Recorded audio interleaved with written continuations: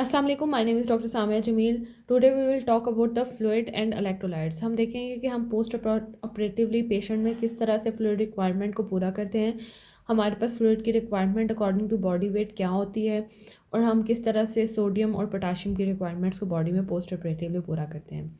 सबसे पहले हम एक ओवरव्यू लेते हैं according to fluid. Types of fluids क्या होती हैं हमारे पास? एक होते हैं रिससिटेशन फ्लूइड, जो हमारी बॉडी में जो लॉस्ट हो रहा है फ्लूइड, उसे जो पूरा करने के लिए फ्लूइड यूज़ होता है उसे कहते हैं हम रिससिटेशन फ्लूइड्स। इसमें हमारे पास आता है नॉर्मल सेलाइन। अब जो नॉर्मल सेलाइन है इसमें सोडियम की क्वांटिटी होती है 154 मिली एक्विवेलेंट पर लीटर, और जो क्लोराइड होती है इसकी क्वांटिटी भी सेम होती है। अब ये जो होता है हमारे पास नॉर्मल सेलाइन, इसकी osmolarity close to the plasma होती है।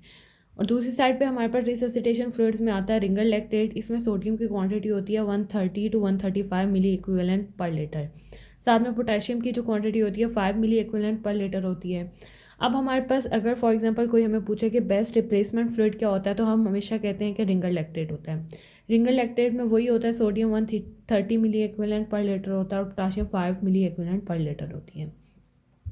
अब ये बेस्ट रिप्लेसमेंट फ्लूइड इसलिए है कि हमारे पास इसकी जो ओस्मोलैरिटी होती है ना वो सेम होती है सीरम। मतलब जो हमारे पास सीरम, यानी अगर वॉमिटिंग की सूरत में कोई फ्लूइड लॉस हो रहा है या डायरिया की सूरत में, तो हम जो उसे बेस्ट रिप्लेसमेंट फ्लूइड देंगे वो रिंगर लैक्टेट है, क्योंकि इसकी ओस्मोलैरिटी सेम होती है सीरम। इसके अलावा हमारे पास जो फ्लूइड होते हैं उसमें हमारे पास आता है डेक्सट्रोज सेलाइन होता है। अब इसमें डेक्सट्रोज होता है, मतलब इसमें शुगर होती है और साथ में सेलाइन होता है। डेक्सट्रोज, अब हमारे पास डिफरेंट ड्रिप्स आती हैं। 5% डेक्सट्रोज वाटर की स्लिप ड्रिप भी आती है, 10% एक्सट्रोज वाटर की ड्रिप भी आती है और 25% एक्सट्रोज वाटर की ड्रिप भी आती है हमारे पास।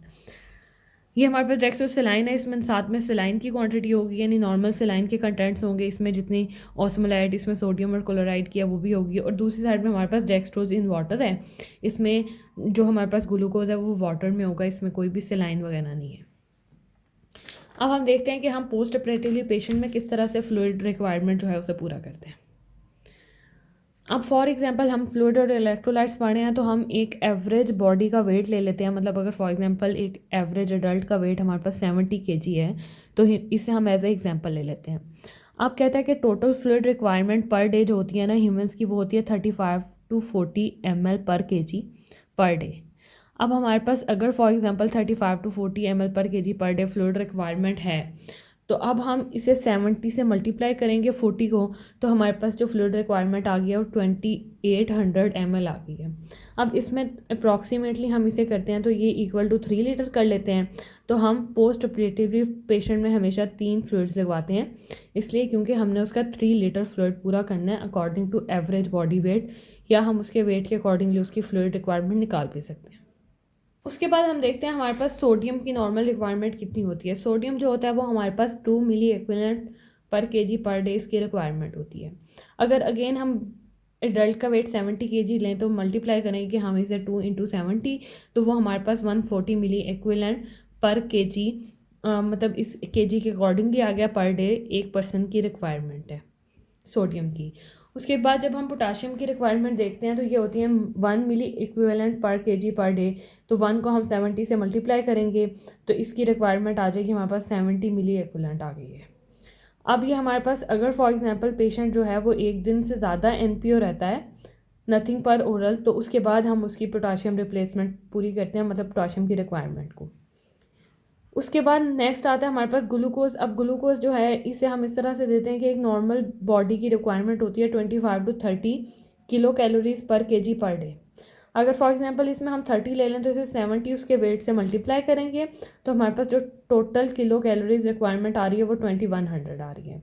अब हमारे पास डिफरेंट ड्रिप्स आती हैं, डेक्सट्रोज वाटर की, डेक्सट्रोज सेलाइन की। अब इसमें जो है हमारे पास मतलब ये है कि अगर फॉर एग्जांपल हमारे पास 5% की ड्रिप है डेक्सट्रोज की, उसका मतलब है 5 ग्राम इन 100 ml ये फ्लूइड होगा उसमें, या उसका दूसरा मतलब है 50 ग्राम इन 1000 ml। इस तरह से हम उसकी देखते हैं कि उसमें कितना ग्लूकोज है।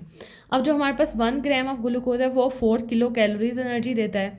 तो 5 ग्राम ऑफ ग्लूकोज हमें कितनी किलो कैलोरीज एनर्जी देगा? 5 multiply by 4 to 20 kilo calories. और 25 ग्राम की जो हमारे पास ड्रिप है वो हमें कितनी एनर्जी देगी? 25 मल्टीप्लाई बाय 4 100 किलो कैलोरीज।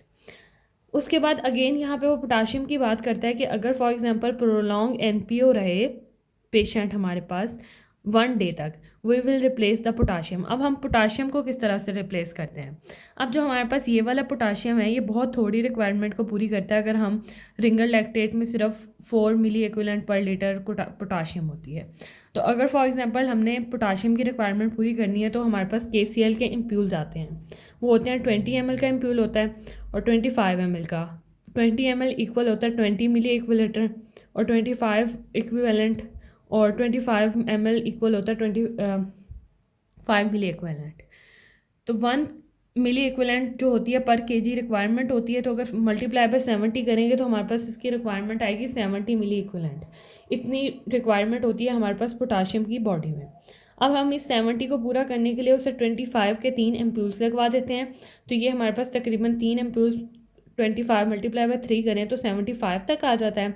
तो ये हमारे पास जो है पोटाशियम की क्वांटिटी को वो पूरा कर देती है। अब हमने सेकंड पे ये चीज़ देखनी होती है कि पोटाशियम को हम किस तरह से लगा सकते हैं। अब पेरिफेरल नाइज में अगर हम पोटाशियम दे रहे हैं तो अब उसकी हम 6 मिली एक्विवेलेंट पर आवर से ज़्यादा उसे नहीं दे सकते। इससे ज़्यादा स्पीड से हम पोटाशियम नहीं दे सकते क्योंकि ये क्या करता है, थ्रोम्बोफिलेबाइटिस कॉज कर देगा। अब अगर फॉर एग्जांपल उसका जो एक एम्प्यूल है वो हमारे पास 25 मिली एक्विवेलेंट का है तो 25 डिवाइडेड बाय 6 करेंगे हम।